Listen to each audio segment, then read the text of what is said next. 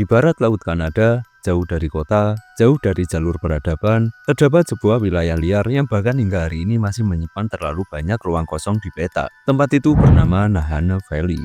Lembah ini terletak di kawasan pegunungan Mackenzie, wilayah Northwest Territories. Secara geografis, Nahani adalah landscape ekstrim, tebing batu raksasa, ngarai dalam, sungai deras, dan hutan belantara yang hampir mustahil dijinakan. Bahkan dengan teknologi modern, wilayah ini masih dianggap salah satu area paling sulit diakses di Amerika Utara. Namun Nahani bukan terkenal karena keindahannya saja. Ia dikenal dengan julukan yang jauh lebih menyeramkan, The Valley of the Headless Man, atau lembah orang-orang tanpa kepala. Julukan ini bukan metafora. Sejak akhir abad ke-19 hingga awal abad ke-20, beberapa penjelajah dan penambang emas ditemukan tewas di wilayah ini tanpa kepala. Tubuh mereka ditemukan dalam kondisi relatif utuh, namun kepala mereka hilang tanpa jejak. Tidak ditemukan tanda perlawanan, tidak ada senjata di sekitar, dan tidak ada penjelasan logis yang disepakati hingga hari ini. Salah satu kasus paling terkenal terjadi pada tahun 1908, ketika dua saudara pencari emas, Willie dan Frank McLeod, ditemukan meninggal di dekat sungai Nahani. Tubuh mereka membusuk, namun kepala mereka telah terpisah sepenuhnya. Kejadian ini bukan satu-satunya. Laporan serupa terus bermunculan dari wilayah yang sama. Yang membuat kasus-kasus ini semakin disturbing adalah satu fakta sederhana. Nahani bukan wilayah dengan populasi manusia. Tidak ada pemukiman besar, tidak ada suku yang bermusuhan, dan tidak ada sejarah pembantaian terbuka yang tercatat secara resmi.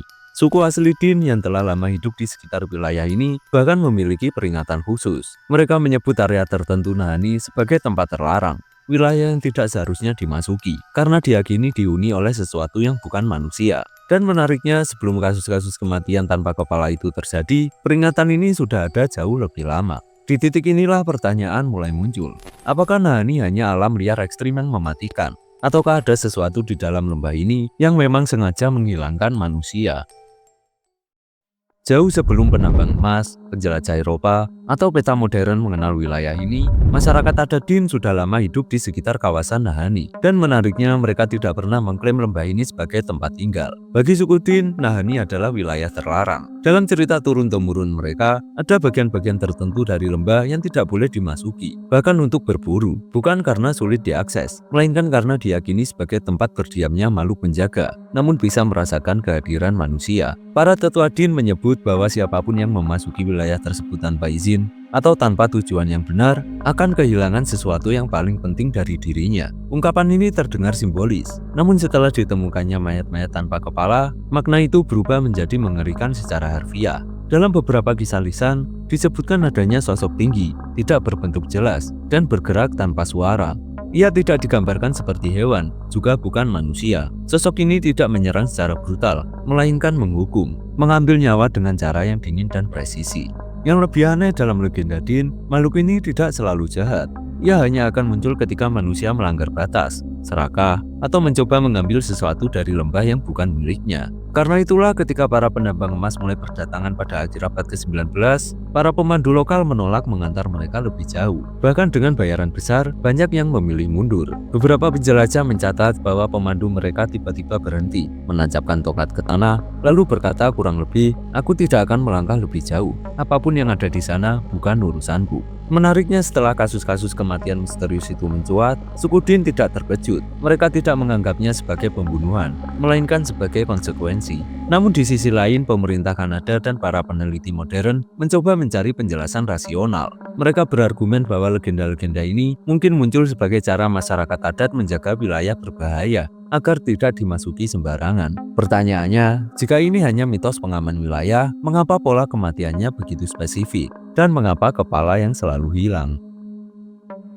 Ketika laporan kematian tanpa kepala dari Nahani mulai terdengar luas, pemerintah Kanada dan para peneliti mencoba satu hal, menyingkirkan unsur mitis dan menggantinya dengan penjelasan rasional. Dan memang, jika dilihat di atas kertas, wilayah Nahani adalah mimpi buruk bagi manusia. Lembah ini berada di kawasan Mackenzie Mountains, salah satu lingkungan paling ekstrim di Amerika Utara. Cuaca bisa berubah drastis dalam hitungan jam, suhu turun tajam, kabut tebal muncul tiba-tiba, dan sungai deras bisa menyeret tubuh manusia sejauh puluhan kilometer. Teori yang pertama yaitu serangan hewan buas. Salah satu dugaan paling sering muncul adalah beruang grizzly dan serigala. Hewan-hewan ini memang hidup di wilayah Nahani, dan beruang dikenal mampu memenggal bagian tubuh mangsanya. Namun teori ini memiliki masalah besar. Dalam banyak kasus, tubuh korban ditemukan relatif utuh, tanpa bekas sakaran atau gigitan besar di bagian torso. Jika beruang yang menyerang, kerusakan tubuh seharusnya jauh lebih parah dan tidak selektif hanya pada kepala. Selain itu, kepala korban tidak pernah ditemukan di sekitar lokasi. Padahal predator biasanya tidak membawa mangsanya jauh tanpa alasan. Teori yang kedua yaitu kecelakaan alam dan erosi. Teori lain menyebutkan bahwa korban mungkin jatuh ke sungai atau ngarai,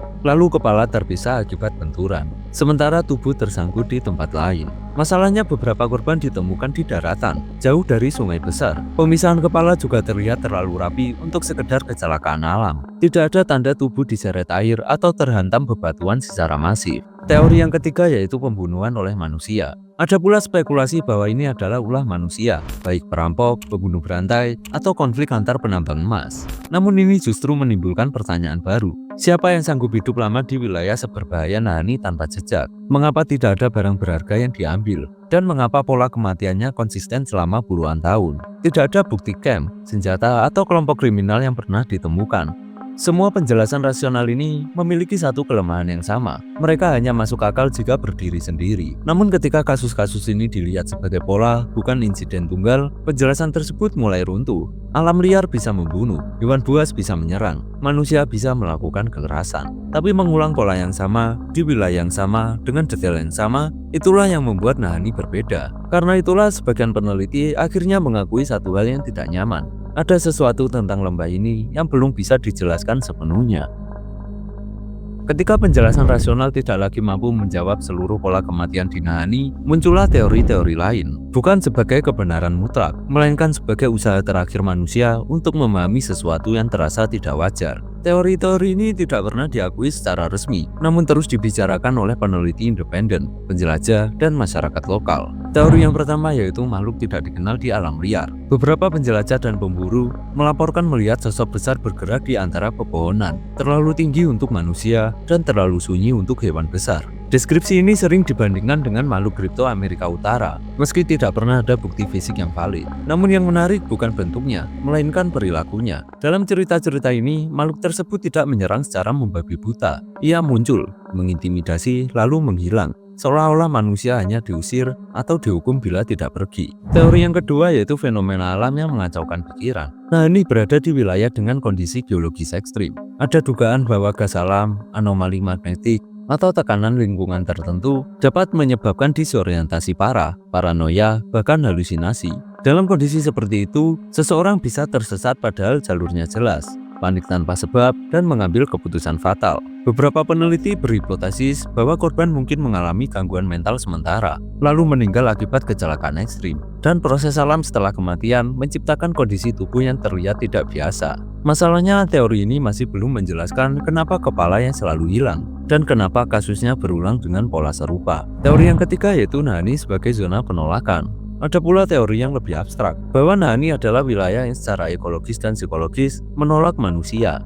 Beberapa tempat di dunia memiliki reputasi serupa, daerah dengan tingkat kecelakaan aneh, kesalahan navigasi ekstrim, dan rasa tidak nyaman yang sulit dijelaskan. Di tempat-tempat ini manusia sering merasa diawasi, tertekan, atau didorong untuk pergi. Bagi suku Din ini bukan teori, melainkan fakta yang sudah lama diterima. Nahani bagi mereka bukan tempat untuk ditaklukkan, melainkan wilayah yang memiliki kehendaknya sendiri. Semua teori ini berdiri di wilayah abu-abu. Tidak cukup bukti untuk membenarkan, namun terlalu banyak kejanggalan untuk diabaikan. Dan mungkin yang paling menakutkan dari Nahani bukanlah satu makhluk, satu pembunuh, atau satu fenomena, melainkan ketidakmampuan kita untuk benar-benar memahami apa yang terjadi di sana.